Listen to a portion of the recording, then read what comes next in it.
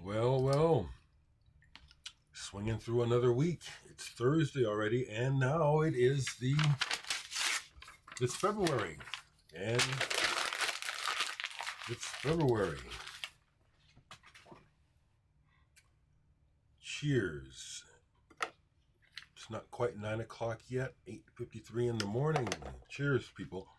I've already had my first sip. I made it a little strong today. I didn't intend to, but oh, that's strong. Good, folks. I like to use that word, folks. Thanks for being with me. Checking the comments this morning, which I think I'm going to. Well, I'm not going to formalize it, but it's like I'm kind of doing it now. Hello, in Switzerland. Thank you. He says they say that my way of presenting records is big fun. It is fun for me. That's why I do it, and I love Switzerland. When I toured Europe in I think 2007 or 8, I forget, with the band Sun Ambulance. Can I grab a record right quick?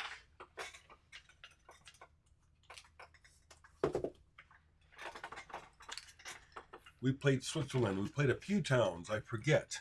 It was so beautiful. I still have my tour video of the mountains. Stunning beauty. The people were very nice. My experience was the people were very nice to me. Right quick, tomorrow's Bandcamp Friday. I'll mention it again before the video's over. Would really like your support. But for you folks who are collecting my music, here's another one for you if you don't have it. This came out on the Saddle Creek Records label. This is the band Sun Ambulance, 2008. So I toured Europe in 2009. This came out in 2008 when I joined the band, Someone Else's Deja Vu. I love this album. I only play on one track on the album, but I highly recommend this album. Joe and his partner Jeff outdid themselves here. This is really a wonderful blend of psychedelia, Brazilian qualities, and singer-songwriter. If you know who Connor Oberst is, Bright Eyes of Nebraska, Joe was an original member of Bright Eyes. Used to be one of Connor's early roommates. And I can say this publicly. Connor, if you saw this, he would agree. He learned a lot from Joe. Joe is amazing, but Joe, see, so much comes up in my thoughts. So let's tie something together here. So what's happening now with David Nant's group is exciting for me. That this album is coming out. It has international support and distribution. David is a rising artist. It's exciting. I've done it before though, with this band and also with my band, Digital Sex. Okay, Joe could have gone the next step with his music and a music career, but it turns out that he didn't want it. And he had a major nervous breakdown on the tour that I was on with him. Apparently he had one on the tour before that. So that's not what he wanted. So what I'm saying is, this experience of being involved with in the music world and making records and all that goes with it is nothing new. I do love it. I am not interested in touring on the indie level anymore, which means roughing it in vans. David is talking about doing some coastal tour, some touring, but check this out. He and the fellas, Sam, who replaced me on bass, they go out on tour with Rosalie, the artist Rosalie. And they're her backing band, and then they'll do a set of David Nance. I had an opportunity to do that but I said I don't want to, and they're road dogs. Kevin, the drummer in particular, he gets stir crazy. He likes to go on the road. I don't. I don't want to sleep rough. I like to sleep in my own bed. It's different for me as a black person. It is. It just is.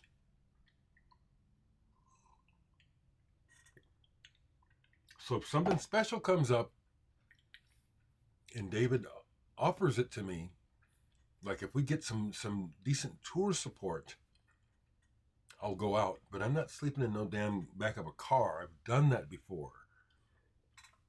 And having breakdowns in the middle of the night, freeze your ass off, and the prime time to a tour, you other artists know, is the winter. That's when you can get all the bookings, and that's when it's treacherous. I don't want to do it. I don't. So, heard from a person from Japan about Takahashi. They just finally came across my video on Takahashi. Oh, I just love Takahashi. So I mentioned about the blues and stuff yesterday, and then someone asked me, what do I think is what's behind playing blues on the radio here in Omaha? The main thing I want to say is that, in reference to that, is that I'm a lifelong Omahan. I've lived elsewhere, but this is where I was born and mainly lived. It's a red state. It's very racist in an institutional way.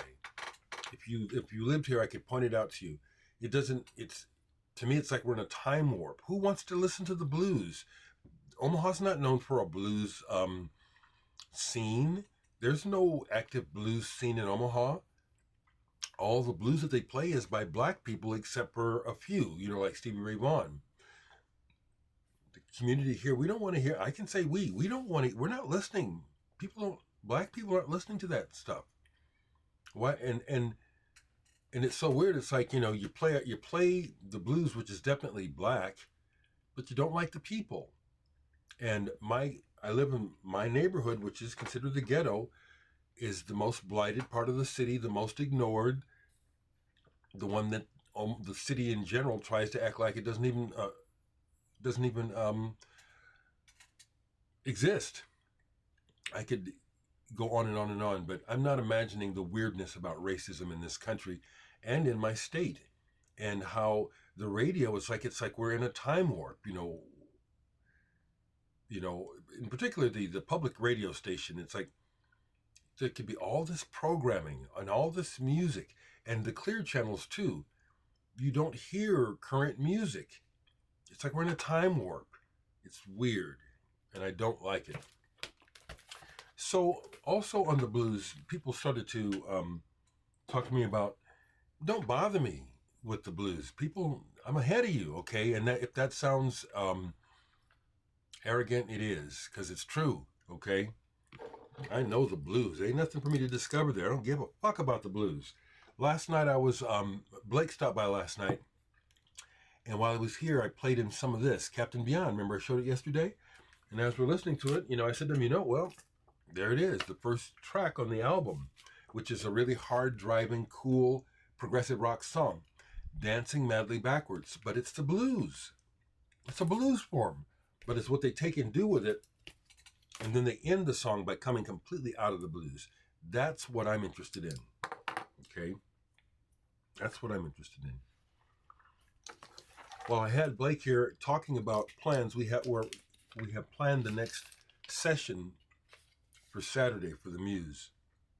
But while I had him here, I told him, you must hear this brand new album by Mary Halvorson, Cloudward. This is wonderful. I noticed last night when we were listening to it that Laurie Anderson is a guest on here on violin.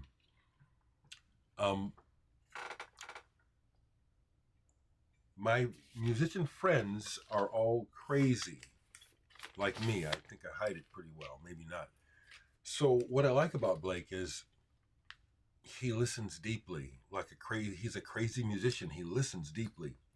So not shortly after the first theme of the first song gets set by the group, he is like radar focused on this music. Then when the trumpet player Adam O'Farrell plays, it's very lyrical and beautiful. And Blake was way into it. And man, this guy's got me inspired. Let me look him up. I'm glad he did. He looked him up on his phone while we were listening. Turns out that this fella, trumpeter Andy O'Farrell in the Mary Halvorson group, is the son of Chico O'Farrell, a jazz musician that I know of. Only thing I have with Chico O'Farrell on it is him doing horn arrangements on Bowie's Black Tie, White Noise. Excuse me.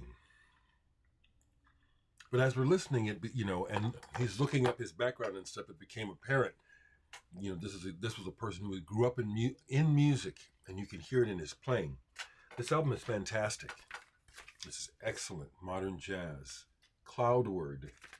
I've shown it before, but it's already along with the smile. We listen to this too. I know I'm repeating, but I'll show something different. But I played some of this for Blake because he didn't know, he didn't realize. I said, have you heard the new Smile yet? Oh, it used to be Radiohead. Oh, I love Radiohead. And as we're listening to this, I'm listening to my own thoughts about the album, saying where I think it's a progression. As I was listening, I can hear where a person can think that maybe this isn't one, because I'm not going to try to explain. But as I listened to Blake, it further solidified my impression that this is really good and might be one of the best things to come out this year. Hopefully not. Hopefully more really good stuff is coming out. Okay, so I played a little bit of music yesterday. I practiced a lot.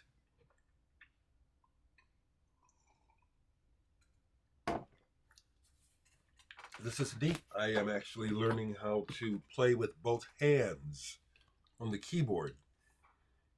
I've never had to before. It's always been like Stereolab, da da da da, one finger for the most part. I'm actually enjoying learning these songs. There's the lamp where it catches just for a moment. It'll look like a fez to me, so I move it. It's funny. But the other thing that I'm gathering from learning the David Nance's songs on the keyboards is how they seemingly seem simple, and they are, but they're really well constructed. David is actually really very talented, and we'll see what happens. So, for folks who are interested in my discography, I pulled this album. I haven't played it in a long time. Here's another record that I play on from 1989, Atomic Breathing. The fellow on the cover there is a man by the name of Dixon LeBron. He's a recluse. He lives in a trailer out in the country. He's like a computer expert of some sort, and he hardly ever comes in town. When this was happening back in the 80s, along with Digital Sex and For Against and stuff, Dixon was one of the potential rising stars of Omaha and Nebraska. He's a character, and his songs are unusual. I play on 2 songs on here, and I didn't even really understand the songs when I put the bass on them. I heard them later versions of the songs with other people. I didn't even get that when I put my bass down on this.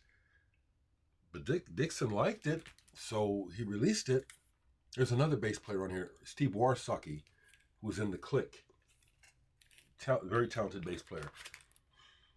This you can find through Discogs, and you can get this for less than $10. I looked it up. It's a pretty decent album, indie rock. Not far from Bright Eyes. Oh, this coffee is good.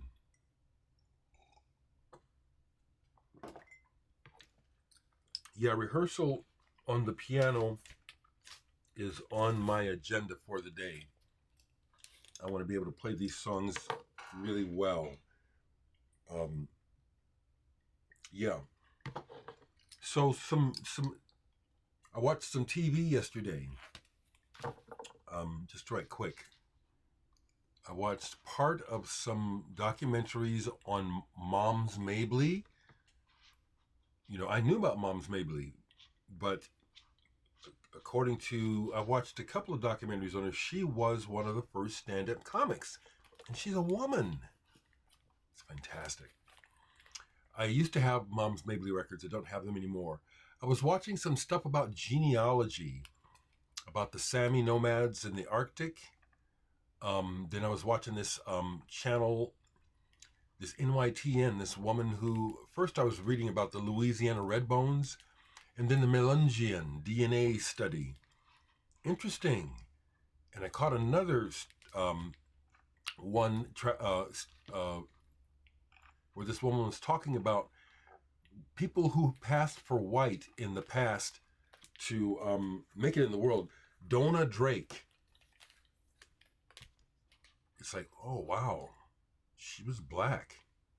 I remember her as a kid. Donna Drake. It was before my time, but still stunning. And then Marlena Shaw. I watched an interview with her. Marlena Shaw. Great musicians. She is a great musician. The other thing I want to say about the radio here is that we don't get any current black music on the radio here in Omaha. There is a hip-hop station, but that's not black. That's pop. And they play the absolute worst Dereck on there. A lot of it is white hip-hop. It doesn't matter, but I'm just making a point, okay? We do not have black representation in Omaha by the city. We're ignored. I was on the air for over 2 years trying to get a black-owned station going here. I had a show called The Roots of Electric Jazz. We were on the air locally. It was a week, but we made a difference. You actually heard black music. I think it's pathetic that the only black artists I hear on the main stations are Prince, Michael Jackson, the Commodores, safe black artists as opposed to real inclusion. It's real obvious to me, so I'm just, racism's stupid. Sucks. Hadn't played this in a long while. La Dusseldorf, Individuellos. This is a really strange hodgepodge of an album, and the picture at the bottom there captures the spirit of this album. It's irreverent. It's silly. There's parts on here where it's just silly, and it's like, okay, I guess they're having fun. And then there's other parts where it's like, okay, this is that strange German mixture of sounds with music that I love. So I enjoyed that. Here's something that was sent to me. I forget who sent this to me. Possibly Anita, because this is from Poland. So possibly from Anita. Tadeusz Sudnik, his friends in art. Nice artwork too, huh? Double album. This is fusion. This is very good. Excuse me. As I was listening, this fella there that you see, Sudnik, stylistically, when he plays keyboard solos, it's not far from Joe Zawinul of Weather Report.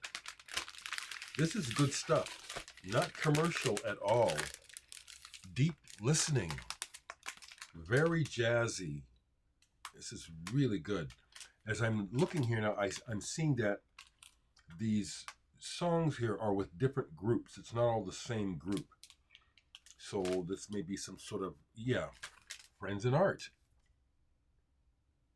This is worth picking up. This is good. It just popped in my head. I was recently sent several issues of the Jazz is Dead series, and very unimpressed with those, the sounds on those records. This is what those records should be sounding like. Those records sound like they phoned the shit in. I appreciate the gift, but it's like, if this is what, I don't get is it a joke? Because if this is what they're playing, like jazz is dead, it ain't even jazz. That is, I recommend that. So, Alessandro, I think is your name. Look for this if you're interested in fresh jazz. Okay. 20 minutes already. Well, I want to mention this. I'm having a wonderful ear day.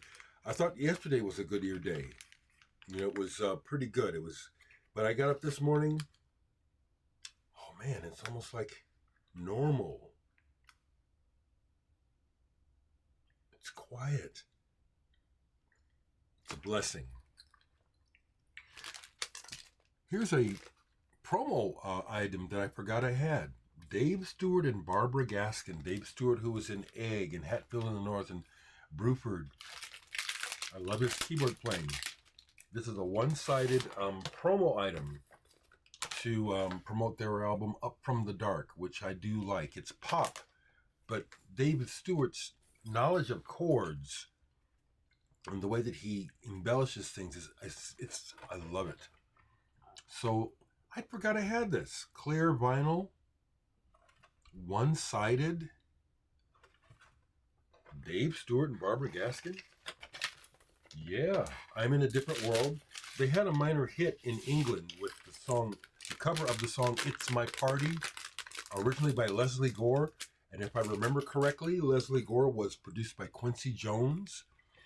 I think that was Quincy Jones' first foray into pop music, and because of the genius of his arranging, gave her a massive hit. Their version is good. Okay, I don't want to repeat myself because I haven't put records away. I don't think I showed this yesterday. I could probably check.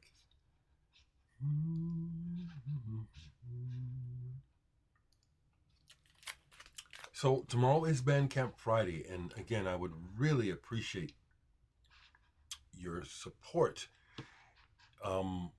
by buying some music. And here's the deal. One second, I'm looking at what I showed yesterday. Oh, I did show Cluster. Okay, so I won't show this again. But I listened to this yesterday. I didn't listen to it the day before. I pulled it.